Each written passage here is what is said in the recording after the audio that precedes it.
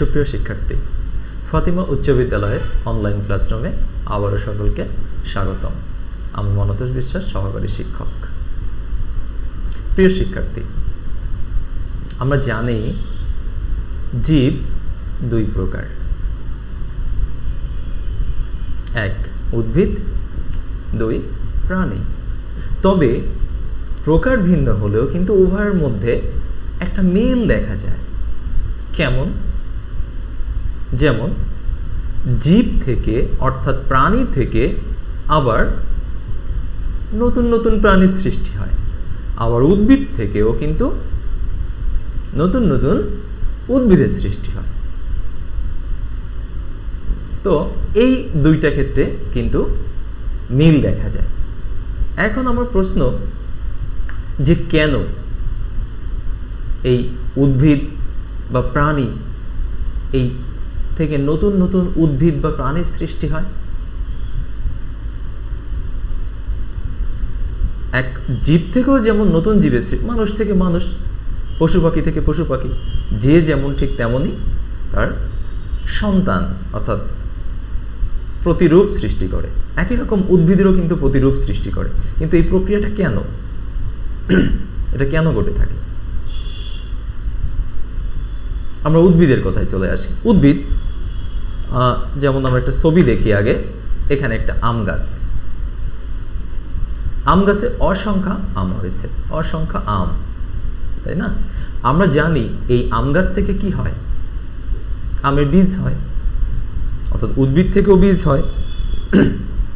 এই বীজ থেকে কিন্তু আবার দেখো নতুন আম গাছের সৃষ্টি হয়। আবার আমরা আরো একটা প্রক্রিয়া দেখি যে দেখো এই আম গাছগুলো কিন্তু ছোট ছোট আম গাছে আম হয়েছে, ছোট আম গাছে আম হয়েছে, সুতরাং এগুলো কিন্তু বীজ থেকে হয়, এগুলো তার কাণ্ড থেকে হয়েছে। যেভাবেই হোক, বীজ থেকে হোক বা কাণ্ড থেকে হোক, একটা উদ্ভিদ থেকে কিন্তু অসংখ্য উদ্ভিদের সৃষ্টি হচ্ছে। যেমন আম গাছ থেকে এখানে অসংখ্য আম গাছের সৃষ্টি হয়েছে, আমের বীজ থেকে হয়েছে, আমের কাণ্ড থেকে হয়েছে। এই প্রক্রিয়াটা আসলে কেন হয় বা এই প্রক্রিয়াটাকে আমরা কি বলি? এই প্রক্রিয়াটাকে বলা হয় উদ্ভিদের বংশবৃদ্ধি। অর্থাৎ এই পৃথিবীর প্রত্যেকটি প্রাণী বা প্রত্যেকটি উদ্ভিদ চায় তার বংশধর রেখে যেতে, তার বংশধর রেখে যেতে চায়। আর এই বংশধর বা তাদের অস্তিত্ব টিকিয়ে রাখার জন্য, এই বংশধর সৃষ্টির জন্য বা সৃষ্টির ক্ষেত্রে বীজ থেকে নতুন নতুন উদ্ভিদের সৃষ্টি হয়, আবার কাণ্ড বা শাখা প্রশাখা থেকেও নতুন নতুন উদ্ভিদের সৃষ্টি হয়। তো আজকে মূলত আমরা শিখব এই উদ্ভিদের বংশবৃদ্ধি সম্পর্কে। উদ্ভিদের বংশবৃদ্ধি, শ্রেণী অষ্টম, বিষয় বিজ্ঞান, 4র্থ অধ্যায়। ওকে, এখন আমার আরেকটা প্রশ্ন যে উদ্ভিদের বংশবৃদ্ধি আমি সহজে বললাম যে বীজ থেকে হয়, বীজ থেকে হয়। বীজটা কোথা থেকে আসে উদ্ভিদের? একটু চিন্তা করতে হবে, ভাবতে হবে, নিজেকে নিজেই প্রশ্ন করতে হবে, বীজ কোথা থেকে আসে। তো চলো আমরা আরেকটা ছবি দেখি, অর্থাৎ উদ্ভিদের বংশবৃদ্ধি কিভাবে ঘটে আমরা এখন এইটা একটু জানার চেষ্টা করব। আরেকটা ছবি দেখি আমরা। এখানে দেখো স্ক্রিনে দেখা যাচ্ছে স্ত্রী লাউ ফুল আর পুরুষ লাউ ফুল। এই স্ত্রী লাউ ফুল ও পুরুষ লাউ ফুলের একটা মিলন ঘটছে। তারপর কি ঘটছে? এই মিলনের ফলে লাউ হচ্ছে। দেখো এখানে লাউয়ের সৃষ্টি হয়েছে। এবার লাউ থেকে লাউয়ের বীজ থেকে লাউয়ের চারা, একই প্রক্রিয়ায় লাউ গাছ, আবার লাউ গাছ থেকে লাউয়ের ফুল। তাহলে দেখো তোমরা একটু ডিপলি ভেবে দেখো যে এইটা একটা প্রক্রিয়া, যে পর্যায়ক্রমে ঘটছে।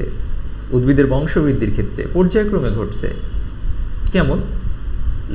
লাউ ফুল থেকে মিলনের ফলে লাউ সৃষ্টি হয়েছে, লাউ থেকে লাউয়ের বীজ সৃষ্টি হয়েছে, লাউয়ের বীজ থেকে লাউয়ের চারা সৃষ্টি হয়েছে, লাউয়ের চারা থেকে লাউ গাছ সৃষ্টি হয়েছে, আবার লাউ ফুল, অর্থাৎ একটা চক্রাকারে, একটা প্রবাহ, এটা একটা ফ্লো চক্রাকারে ঘটছে। কিন্তু এভাবে কিন্তু প্রতিনিয়ত উদ্ভিদ তার বংশ বৃদ্ধি করেই চলেছে। এই যে প্রক্রিয়াটা, এই যে একটা জটিল প্রক্রিয়া, এই প্রক্রিয়াটাকে কি বলে? এই প্রক্রিয়াটাকে বলা হয় প্রজনন বা জনন। অর্থাৎ উদ্ভিদের বংশবৃদ্ধির জন্য প্রজনন বা জনন প্রয়োজন।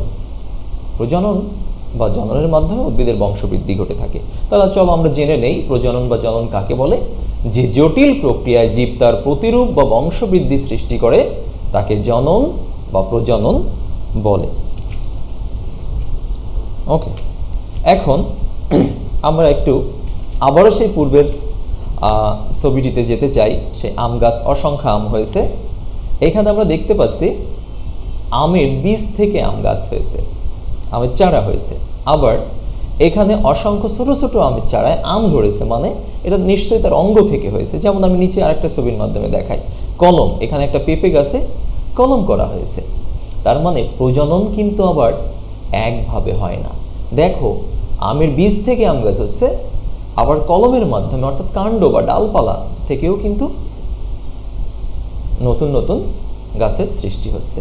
তাহলে নিশ্চয়ই প্রজনন এক প্রকার নয়। তাহলে চলো আমরা জেনে নেই প্রজনন কত প্রকার। প্রজনন বা জনন প্রধানত দুই প্রকার, যথা এক যৌন জনন, অর্থাৎ যে প্রক্রিয়ায় ফুল থেকে বীজ, বীজ থেকে চারা, চারা থেকে আবার ফুল, ফুল থেকে ফল, ফল থেকে আবার গাছ, এইভাবে একটা প্রক্রিয়ার মাধ্যমে যায়, তখন তাকে যৌন জনন বলা হয়। যেখানে দুইটা কোষ, জনন কোষের মাধ্যমে নতুন উদ্ভিদের সৃষ্টি হয়। আর জনন কোষ ছাড়াই যদি নতুন উদ্ভিদের সৃষ্টি হয় তাকে অযৌন জনন বলা হয়। অযৌন জনন। তাহলে প্রজনন বা জনন কয় প্রকার? দুই প্রকার, এক যৌন জনন, দুই অযৌন জনন।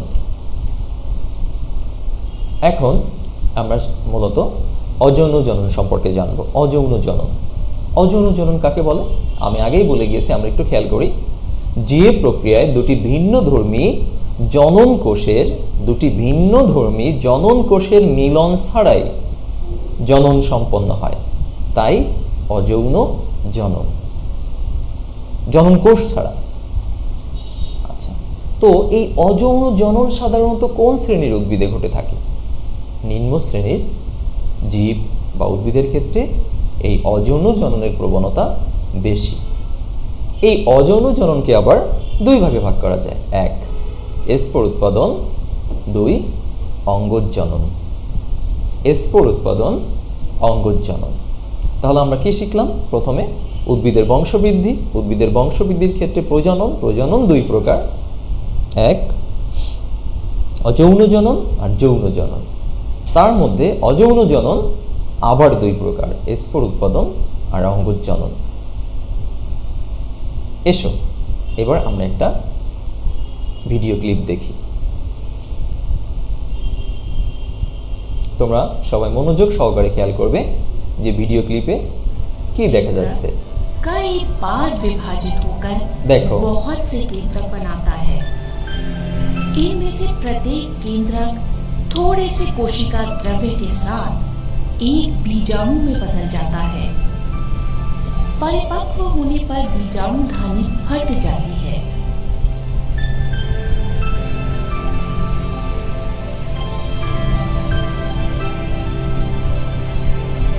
और बीजाणु मुक्त हो जाते हैं। এটাকে স্পোর দেখো। और प्रत्येक बीजाणु केंद्रक कई ওকে, আমরা একটি ভিডিও দেখলাম।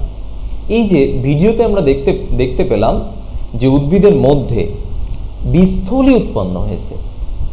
এই বীজথলি থেকে আবার ছোট ছোট বীজ ছড়িয়ে পড়ছে, অর্থাৎ কেমন অণুবীজ বলে যেটাকে, অণুবীজথলি তৈরি হয়েছে।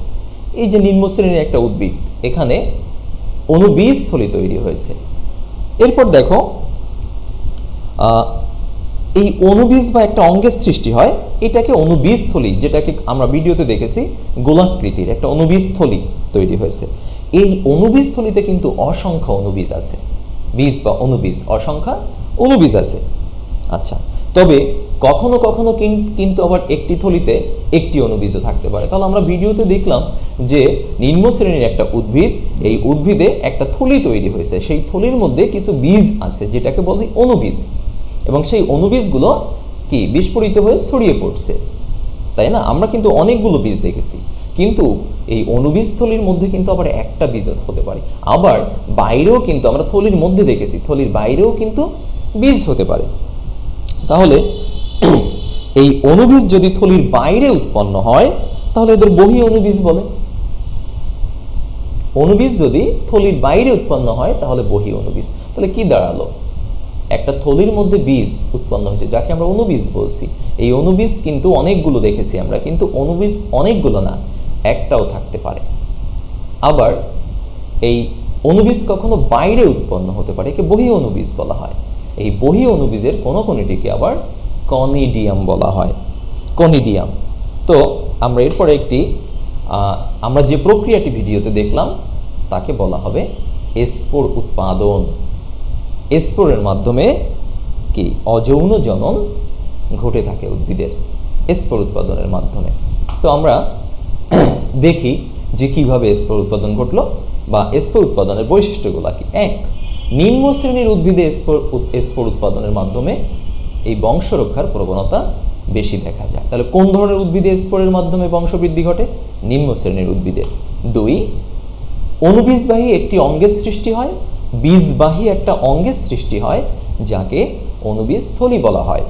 তিন, একটি অণুবীজ থলিতে সাধারণত অসংখ্য অণুবীজ থাকতে পারে। আবার একটা অণুবীজ থলিতে অসংখ্য অণুবীজ থাকতে পারে, আবার কখনো কখনো কিন্তু একটি অণুবীজও থাকতে পারে।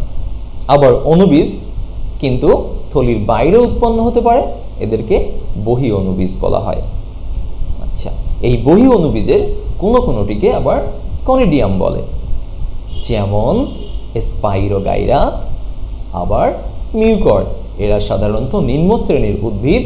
এই নিম্ন শ্রেণীর উদ্ভিদে অযৌন জননের মাধ্যমে বংশবৃদ্ধি ঘটে, এবং এই নিম্ন শ্রেণীর উদ্ভিদে যেভাবে বংশবৃদ্ধি ঘটে তার প্রথম ধাপ হচ্ছে স্পোর উৎপাদন।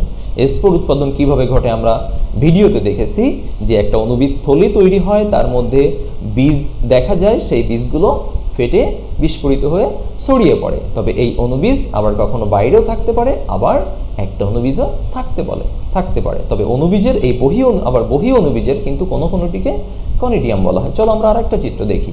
দেখো, পেনিসিলিন, এখানে স্পোরের মাধ্যমে উৎপাদন ঘটছে পেনিসিলিনের, এই স্পোরের মাধ্যমে উৎপাদন ঘটছে পেনিসিলিনের। ওকে, তাহলে এইটা ছিল স্পোর উৎপাদনের মাধ্যমে অযৌন জননের প্রক্রিয়ায় উদ্ভিদের বংশবৃদ্ধি। আর এখানে মিউকর বা পেনিসিলিয়ামের এই একটা নিম্ন শ্রেণীর উদ্ভিদ এভাবে স্পোরের মাধ্যমে তারা বংশবৃদ্ধি করে অযৌন জননের ক্ষেত্রে। এবার আমরা শিখব অঙ্গজনন। এই অঙ্গজনন আবার দুই প্রকার। প্রাকৃতিক অঙ্গজনন, যেমন আলু গাছ থেকে অটোমেটিক্যালি কিন্তু আলুর শাখা প্রশাখা বের হয়।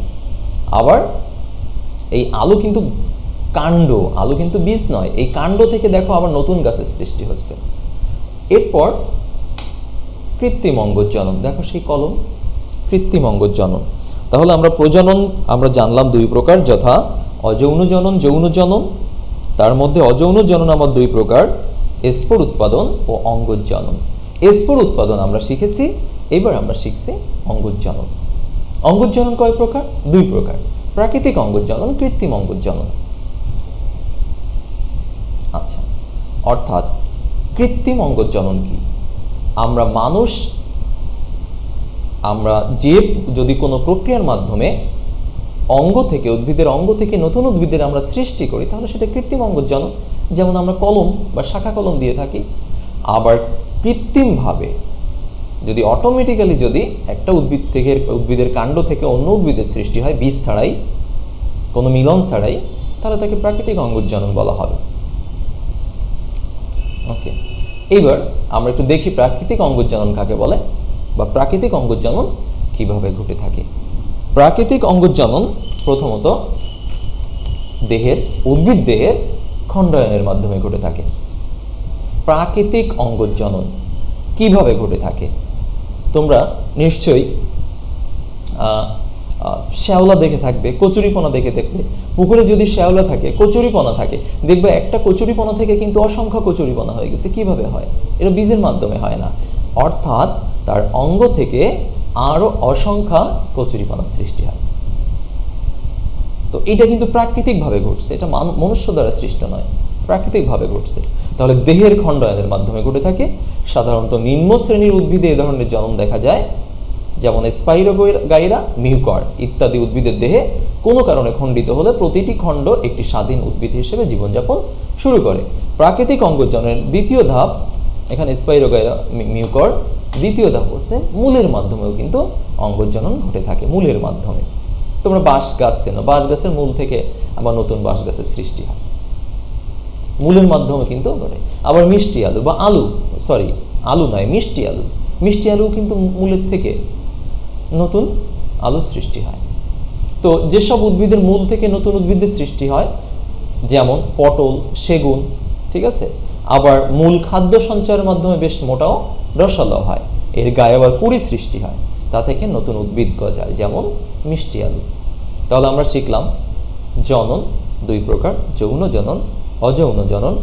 এরপরের ধাপে আমরা অযৌন জননের ক্ষেত্রে আমরা শিখলাম স্পোর উৎপাদন, অর্থাৎ অযৌন জনন দুই প্রকার, এক হচ্ছে স্পোর উৎপাদন, একটা অঙ্গজ জনন। স্পোর উৎপাদনটা আমরা শিখছি নিম্ন শ্রেণীর উদ্ভিদে ঘটে থাকে। এই অঙ্গজ জনন আবার দুই প্রকার, প্রাকৃতিক অঙ্গজ জনন আর কৃত্রিম অঙ্গজ জনন। তো প্রাকৃতিক অঙ্গজ জনন কিসের মাধ্যমে ঘটে থাকে? কাণ্ডের মাধ্যমে বা দেহের খণ্ডায়নের মাধ্যমে, আবার মূলের মাধ্যমে। এবার আমরা শিখব কৃত্রিম অঙ্গজ জনন। তার আগে চলো আমরা প্রাকৃতিক অঙ্গজ জননের মূলের মাধ্যমে দুইটা ছবি দেখে নেই। দেখো, পটল আর মিষ্টি আলু। এইবার আমরা শিখব রূপান্তরিত কাণ্ডের মাধ্যমে। প্রাকৃতিক কৃত্রিম অঙ্গজ জনন নয়, প্রাকৃতিক অঙ্গজ জননের আরেকটা পদ্ধতি হলো রূপান্তরিত কাণ্ড। এই রূপান্তরিত কাণ্ডের মাধ্যমে কিভাবে প্রাকৃতিক অঙ্গজ জনন ঘটে আমরা এবার এটা শিখব। আচ্ছা, তো তোমরা নিশ্চয়ই এটা জানো, উদ্ভিদের কোন অংশকে কাণ্ড বলে, নিশ্চয়ই জানো। আবার তোমরা কিছু কিছু উদ্ভিদের কাণ্ডকে কিন্তু কাণ্ডই মনে করো না, মনে করো কি বীজ বা ফল, যেমন আলু, কিন্তু ওইটা কাণ্ড, তাই না? কিন্তু প্রকৃতপক্ষে এরা পরিবর্তিত কাণ্ড, অর্থাৎ খাদ্য গ্রহণের ফলে রসালো ও মোটা হয়, এটা কিন্তু কাণ্ড। কাণ্ড বলতে কিন্তু আমরা উদ্ভিদের বাইরের শাখা প্রশাখাকে বুঝিয়ে থাকি, কিন্তু মাটির মধ্যেও উদ্ভিদের কাণ্ড থাকতে পারে। তো এই কাণ্ডের রূপান্তরিত হয়ে কিভাবে উদ্ভিদের বংশবৃদ্ধি ঘটে এখন আমরা এটা জানব। প্রথমে তোমরা একটু খেয়াল করো, এটা আমি বলেছি, দেখো কিছু কাণ্ডের অবস্থান ও বাহিরের চেহারা দেখে কাণ্ড আর কাণ্ড বলে মনেই হয় না, এরা পরিবর্তিত বা রূপান্তরিত কাণ্ড বলা হয় এদেরকে। অর্থাৎ রূপান্তরিত কাণ্ড কাকে বলে? যাকে কাণ্ড বলে মনে হবে না কিন্তু কাণ্ডই, তাই রূপান্তরিত কাণ্ড। আর বিভিন্ন প্রতিকূলতার মাধ্যমে কিন্তু এরা খাদ্য সঞ্চয়ের ফলে মোটা হয়, রসালো হয়, এবং অঙ্গজ জননের প্রয়োজনে এরা পরিবর্তিত হয়। এবার আমরা কম্পিউটার স্ক্রিনে একটি ছবি দেখতে পাচ্ছি, আলু গাছ। আলু তোমরা চেনো, আলুর দেখো এখানে কি, আলু গাছ থেকে কিন্তু ছোট ছোট শাখা গজিয়েছে, তাই না? অর্থাৎ আমরা জানি আলুর চোখ থেকে শাখা গজিয়েছে। এইবার দেখো, এই চোখটাকে যদি আমরা কেটে মাটিতে রোপণ করি তাহলে কি হবে? ওই অংশটুকু শুকিয়ে গিয়ে একটা আলু গাছ হবে, এবং সেখান থেকে নতুন, এই যে দেখো, সেখান থেকে নতুন আলুর সৃষ্টি হবে। তাহলে কি হলো? আলুর চোখ থেকে আলু, একটা পুরাতন আলুতে অসংখ্য চোখ থাকে, আলুর চোখ থাকে, অর্থাৎ ছোট ছোট ছিদ্র থাকে, এবং সেই ছোট ছোট ছিদ্র থেকে অসংখ্য কি আলু গাছ জন্মায়, আলু কাণ্ড জন্মায়। এবার সেইখান থেকে সেই প্রত্যেকটা চোখকে যদি আমরা কেটে কেটে নিয়ে মাটিতে রোপণ করি তাহলে তার থেকে আলু গাছ জন্মায়, এবং তার মূলে কিন্তু অনেক আলু হয়। এই আলুও কিন্তু একটা কাণ্ড, রূপান্তরিত কাণ্ড। তাই একে এই যে প্রক্রিয়ার মাধ্যমে একটা উদ্ভিদের বংশবৃদ্ধি ঘটে থাকে একে বলা হয় টিউবার। তাহলে রূপান্তরিত কাণ্ডের প্রথম পয়েন্টটা আমরা শিখলাম টিউবার, যেমন আলু। তাহলে চলো যে কেন আমরা টিউবার বলি, কাকে বলি, এর বৈশিষ্ট্যগুলো আমরা একটু জেনে নেই। এক, সাধারণত টিউবারের ক্ষেত্রে মাটির নিচে শাখার অগ্রভাগে খাদ্য সঞ্চয়ের ফলে, মাটির নিচে শাখার অগ্রভাগে খাদ্য সঞ্চয়ের ফলে স্ফীত হয়ে কন্দের, স্ফীত মানে কি মোটা, কন্দের সৃষ্টি করে, একেই টিউবার বলে। যেমন আলু, মূলের নিচে দেখো বড় আকৃতির হয়েছে, এখানে দেখো বড় আকৃতির হয়েছে খাদ্য সঞ্চয়ের ফলে, তাই এটাকে টিউবার বলে। আর ভবিষ্যতেই কিন্তু এই কন্দ জননীর কাজ করে থাকে। কন্দের গায়ে ক্ষুদ্র ক্ষুদ্র গর্ত থাকে, এগুলো দেখতে চোখের মতো, তাই একে চোখ বলা হয়। যেমন আমরা বলি আলুর চোখ, যারা আলু রোপণ করে, দেখো এই ডান পাশে চিত্রে আলুর চোখ আকৃতি চিহ্নিত করা হয়েছে। একটি চোখের মধ্যে থাকে কুঁড়ি বা শল্কপত্র, কচি পাতা, শল্কপত্র, রসালোপত্র যেটাকে বলে। এই শল্কপত্রের কক্ষেই এসব কুঁড়ি জন্মে, আর প্রতিটি চোখ থেকে এক একটি আলু গাছের সৃষ্টি হয়। এইটা হচ্ছে টিউবার প্রক্রিয়ার মাধ্যমে উদ্ভিদের বংশবৃদ্ধি। নেক্সট আমরা আরেকটা ছবি দেখি। তোমরা কি জানো এটা কি? আদা। দেখো এই যে, এবার চিনতে পারবে আদা। তো এই আদা থেকেও কিন্তু, আদার কাণ্ড থেকেও কিন্তু নতুন নতুন আদা গাছের সৃষ্টি হয়। তো এই যে আদা, তার কাণ্ড থেকে আমরা একটু খেয়াল করি, এরা সাধারণত মাটির নিচে, দেখো এই চিত্র দেখলে আমরা বুঝি সমান্তরালভাবে অবস্থান করে, মাটির নিচে সমান্তরালভাবে অবস্থান করে। এবং কাণ্ডের মতো কিন্তু এদের কিন্তু পর্ব এবং পর্বসন্ধি, পর্ব এবং পর্বসন্ধি কি? দেখো সন্ধি মানে কি? সংযোগ, অর্থাৎ এদের কাণ্ডে সংযোগ থাকে, পর্ব এবং পর্বসন্ধি, পর্বের মধ্যে একটা সংযোগ থাকে, একে পর্বসন্ধি বলা হয়। আচ্ছা, এবং পর্বসন্ধিতে শল্কপত্রের কক্ষে কাক্ষিক মুকুল জন্মে। এরাও খাদ্য সঞ্চয় করে রসালো মোটা হয় এবং এ থেকে আলাদা আলাদা উদ্ভিদের সৃষ্টি হয়। এই পদ্ধতিকে বলা হয় রাইজোম। রাইজোম কি? এরা মাটির নিচে সমান্তরালভাবে অবস্থান করে, রাইজোমের বৈশিষ্ট্য। কাণ্ডের মতো এদের পর্বসন্ধি স্পষ্ট, পর্বসন্ধিতে শল্কপত্রের কক্ষে কাক্ষিক মুকুল জন্মে। এরাও খাদ্য সঞ্চয় করে মোটাও রসালো হয় এবং অনুকূল পরিবেশে এসব মুকুল বৃদ্ধি পেয়ে আলাদা আলাদা উদ্ভিদ উৎপন্ন করে, যেমন আদা। এটাকেই বলা হয় রাইজোম। এই বৈশিষ্ট্য সম্পন্ন উদ্ভিদগুলোকেই বলা হয় রাইজোম। নেক্সট আমরা আবারও একটা ছবি দেখি। তোমরা নিশ্চয়ই চিনতে পারছো, একটা পেঁয়াজের ছবি। আমি আরও স্পষ্ট করে দেখাই, এটা রসুন, এখানে পেঁয়াজ। দেখো বাম পাশের চিত্রে দেখা যাচ্ছে রসালো শল্কপত্র, শীর্ষ মুকুল, কাক্ষিক মুকুল, কাণ্ড, অস্থানিক মূল। এটা কিন্তু আমাদের একটা পেঁয়াজের বিভিন্ন অংশ চিহ্নিত করা। তো এই যে কন্দ বা কাণ্ড একটু খেয়াল করি, বা বাল্ব সৃষ্টির মাধ্যমে, কন্দ বা বাল্ব সৃষ্টির মাধ্যমে সাধারণত এই পেঁয়াজ থেকেই নতুন নতুন উদ্ভিদের জন্ম হয়। যেমন আমরা খেয়াল করি রসুন, পেঁয়াজ। এই রসুন বা পেঁয়াজ থেকে যেভাবে নতুন উদ্ভিদের সৃষ্টি হয় তাকেই বলা হয় কন্দ বা বাল্ব। ওকে, এরা অতি ক্ষুদ্র কাণ্ড। দেখো এদের কাণ্ড কতটুকু, সামান্য, অর্থাৎ পাতার চেয়ে, মুকুল বা শল্কপত্র চেয়ে কিন্তু কাণ্ড ছোট, এর থেকে কিন্তু মূল বড়। এদের কাক্ষিক ও শীর্ষ মুকুল নতুন উদ্ভিদের জন্ম দেয়, যেমন পেঁয়াজ, রসুন। এই যে কাক্ষিক মুকুল তোমরা ছবিতে দেখতে পাবে, কাক্ষিক মুকুল, কার্সারের দিকে খেয়াল করো, নতুন উদ্ভিদের জন্ম হয় এখান থেকে। নেক্সট আবারও আমরা দুইটা ছবি দেখি। তোমরা নিশ্চয়ই কচুর লতি চেনো, বা কচুর, কেউ লতি বলে, কেউ কচুর বুই বলে আঞ্চলিক ভাষা। কচু থেকে দেখবা লম্বা লম্বা লম্বা লম্বা কাণ্ড সৃষ্টি হয়, তার থেকে আবার নতুন কচুর সৃষ্টি হয়, এটাকে বলা হয় এস্টোলন। এই কচুর লতির মাধ্যমে এটাকে বলা হয় এস্টোলন। তো এস্টোলন প্রক্রিয়া, তো এস্টোলনের অগ্রভাগে মুকুল উৎপন্ন হয় এবং এস্টোলন উদ্ভিদের জননে সাহায্য করে থাকে। যেমন কচু, পুদিনা পাতা, ডান পাশের ছবিতে তোমরা দেখতে পাচ্ছ পুদিনা পাতা। এটা এস্টোলন প্রক্রিয়ায় নতুন নতুন উদ্ভিদের সৃষ্টি করে। নেক্সট আমরা আরও একটা ছবি দেখতে পাচ্ছি, দেখো কচুরিপানা এবং ডান পাশে কি ছোট ছোট টোপা শ্যাওলা যেটাকে বলা হয়, এবার শ্যাওলা যেটাকে বলা হয়, এরাও কিন্তু দেখবা ছোট ছোট পুকুরে ছোট ছোট একটা গুচ্ছ আকারে থাকে এবং সেই গুচ্ছ থেকে কিন্তু অসংখ্য কচুরিপানা, অসংখ্য শ্যাওলা, অর্থাৎ দেখতে দেখতেই পুকুর বা নদী পুকুর ভরে যায়। কিভাবে ঘটে? এদেরও কিন্তু কাণ্ডের মাধ্যমে বংশবৃদ্ধি ঘটে থাকে।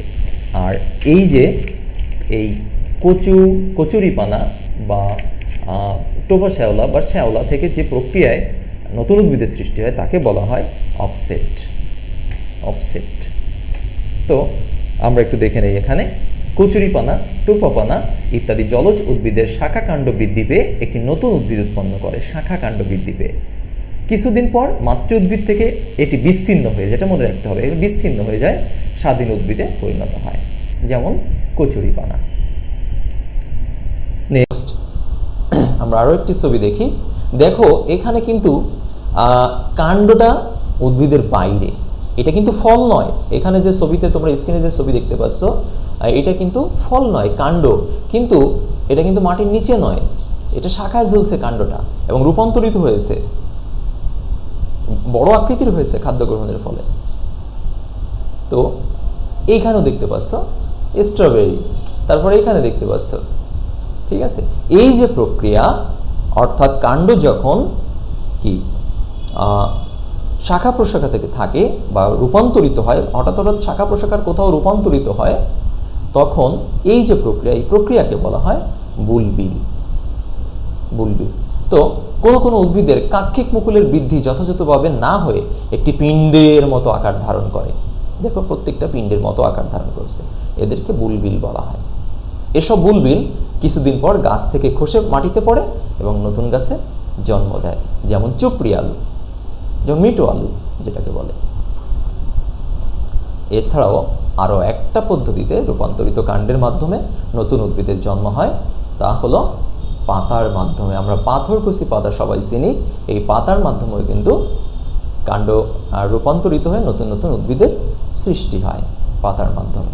তো আমরা তাহলে শিখতে পারলাম প্রজনন কাকে বলে, যে প্রক্রিয়ায় একটা উদ্ভিদ থেকে নতুন উদ্ভিদের কিছু জটিল প্রক্রিয়ার মাধ্যমে এবং দুটি কোষের মিলনের মাধ্যমে সৃষ্টি হয়, বা কোষের মিলন ছাড়া নতুন উদ্ভিদের সৃষ্টি হয়, তাকে প্রজনন বা জনন বলা হয়। এই প্রজনন বা জনন আবার দুই প্রকার, অযৌন জনন, যৌন জনন। এই অযৌন জননের আবার দুইটা ভাগ রয়েছে, বা অযৌন জননের মাধ্যমে উদ্ভিদ সৃষ্টির দুইটা পদ্ধতি রয়েছে, একটা স্পোর উৎপাদন আর একটা অঙ্গজনন। স্পোর উৎপাদনটা আমরা শিখেছি, এরপর অঙ্গজনন। এই অঙ্গজনন কিন্তু আবার দুইটা উপায়ে ঘটে থাকে, একটা প্রাকৃতিক অঙ্গজনন আর একটা কৃত্রিম অঙ্গজনন। তো প্রাকৃতিক অঙ্গজনন আবার দুইটা প্রক্রিয়া আমরা শিখেছিলাম, না দুইটা না তিনটা প্রক্রিয়া আমরা শিখেছি, চারটা প্রক্রিয়া শিখেছি। এক, প্রাকৃতিক যে অঙ্গজনন, দেহের খণ্ডায়ন, তারপর মূলের মাধ্যমে, তারপর রূপান্তরিত কাণ্ড, মানে কাণ্ড হচ্ছে খাদ্য গ্রহণের ফলে একটা ভিন্ন রূপ ধারণ করে, এবং পাতার মাধ্যমে। এই চারটি প্রক্রিয়ার মাধ্যমে। এইটা গেল আমাদের প্রাকৃতিক অঙ্গজনন। এখন আমরা শিখব কৃত্রিম অঙ্গজনন। এই কৃত্রিম অঙ্গজনন কিন্তু আবার দুইটা পদ্ধতিতে ঘটে থাকে, এক কলম, দুই শাখা কলম। কলম আর শাখা কলম, তোমরা নিশ্চয়ই কলম বলতে কিন্তু লেখার কলম ভাবো না, জানো, এইটা উদ্ভিদের কলম। তো কিভাবে কলম তৈরি করতে হয় আমরা এটা শিখব। তো দেখো, প্রথম চিত্রে একজন মানুষ একটি ধারালো ছুরি দিয়ে একটি গাছের বাকলটাকে সূক্ষ্মভাবে কেটে নিচ্ছে। এরপর সেখানে কিছু মাটি বা সার বস্তু দিয়ে সেটাকে সুন্দর করে পেঁচিয়ে রাখছে, এবং বৃষ্টির পানিতে যেন সেটি না ধুয়ে যায় এই জন্য পলিথিন দিয়ে সেটাকে আলতো করে পলিথিন দিয়ে বেঁধে রেখেছে, এবং সেখানে যেন খাদ্য সৃষ্টি হয় এই জন্য সার বস্তু দিয়েছে। আস্তে আস্তে কিছুদিন পর দেখা যাবে সেখান থেকে মূল বের হবে, এবং তারপর এই মূলের নিচ থেকে কেটে নিয়ে ওই কাণ্ডটিকে যদি রোপণ করা হয় তাহলে নতুন উদ্ভিদের সৃষ্টি হয়, এবং এই প্রক্রিয়াকেই বলা হয় কলম পদ্ধতি। কলম পদ্ধতি। কলম পদ্ধতি কিভাবে ঘটে থাকে আমরা একটু দেখি। প্রথমে একটি সুস্থ গাছের কচি ও সতেজ শাখা নির্বাচন করতে হবে। কলম করার ক্ষেত্রে অবশ্যই কচি এবং সতেজ শাখা নির্বাচন করতে হবে। 2, এর উপযুক্ত স্থানে বাকল সামান্য পরিমাণ কেটে নিতে হবে। 3, যে আমরা প্রথম চিত্রে দেখতে পাই, 3, ওই যে স্থানটা ক্ষত হবে, ক্ষত স্থানে মাটি এবং গোবর মিশিয়ে ভালোভাবে আবৃত করতে হবে। এরপর কি করতে হবে, সেলোফেন টেপ এবং পলিথিন দিয়ে ওই স্থানটি মুড়িয়ে দিতে হবে যেন পানি লেগে মাটি ও গোবর মিশ্রণ খসে না পড়ে। 5, নিয়মিত পানি দিয়ে এই অংশটিকে ভিজিয়ে রাখতে হবে। কিছুদিন রেখে দিলে এই স্থানে মূল গজাবে। এরপর মূল সহ শাখার এই অংশটি মাতৃ উদ্ভিদ থেকে কেটে নিয়ে মাটিতে রোপণ করে দিলে আবার নতুন উদ্ভিদ সৃষ্টি হবে। এই প্রক্রিয়াটাকেই বলা হয় কলম পদ্ধতি, অর্থাৎ কৃত্রিম অঙ্গজননের একটা প্রথম পদ্ধতি, অর্থাৎ মানুষের সৃষ্ট একটা পদ্ধতি। নেক্সট, শাখা কলম। শাখা কলম তোমরা গোলাপ গাছ চেনো। এই গোলাপ ফুলের গাছ বা ডাল কেটে নিয়ে এখানে কোনো প্রক্রিয়ার দরকার নাই, অর্থাৎ এখানে কেটে নিয়ে গোবর টোবর মেশানোর দরকার, ডালটা কেটে নিয়ে রোপণ করলেই কিন্তু আবার তার থেকে নতুন গোলাপ গাছের সৃষ্টি হয়, যা আমরা 3টা চিত্রের মাধ্যমে স্ক্রিনে দেখিয়েছি। এবার এটা হচ্ছে শাখা কলম। তো আমরা মোটামুটি অযৌন জননের মাধ্যমে কিভাবে উদ্ভিদের বংশবৃদ্ধি ঘটে এই প্রক্রিয়াটা ধারাবাহিকভাবে বিশ্লেষণ করলাম এবং জানার চেষ্টা করলাম। তোমরা মূল বইটি ভালো করে পড়বে এবং ক্লাসটি ভালো করে দেখবে, দেখে মূল বই এবং আমার ক্লাসের সঙ্গে কম্পেয়ার করবে এবং বারবার এটাকে দেখবে। তাহলে তোমরা নিশ্চয়ই বিষয়টি ভালোভাবে বুঝতে পারবে। বিষয়টা অর্থাৎ এখানে এই বংশবৃদ্ধির ধারাবাহিকতাটা তোমরা খাতায় ছক আকারে লিখবে, অর্থাৎ প্রজনন কত প্রকার, তারপর 2 প্রকার, তাই না, তারপর প্রজনন অযৌন জনন কত প্রকার, এইভাবে ধারাবাহিকভাবে প্রত্যেক শ্রেণী বিভাগটা আলাদা আলাদা করে খাতায় নোট করবে। তোমাদের একটি বাড়ির কাজ থাকবে কৃত্রিম অঙ্গজনন ও প্রাকৃতিক অঙ্গজননের মধ্যে পার্থক্য। কমপক্ষে তোমরা এখানে 5টি পার্থক্য লেখার চেষ্টা করবে। আমরা আমাদের আজকের ক্লাসের শেষ পর্যায়ে চলে আসছি। তোমাদের বেশি বেশি বই পড়ার জন্য অনুরোধ করছি এবং সেই সাথে মা বাবার কথা মেনে চলবে, বাড়িতে থাকবে এবং এই মরণ ব্যাধি করোনা ভাইরাস থেকে প্রতিরোধের সব নিয়ম মেনে চলবে। সকলে সুস্থ থাকো, ভালো থাকো এবং পরবর্তী ক্লাসের জন্য দৃষ্টি রাখো। ধন্যবাদ সকলকে।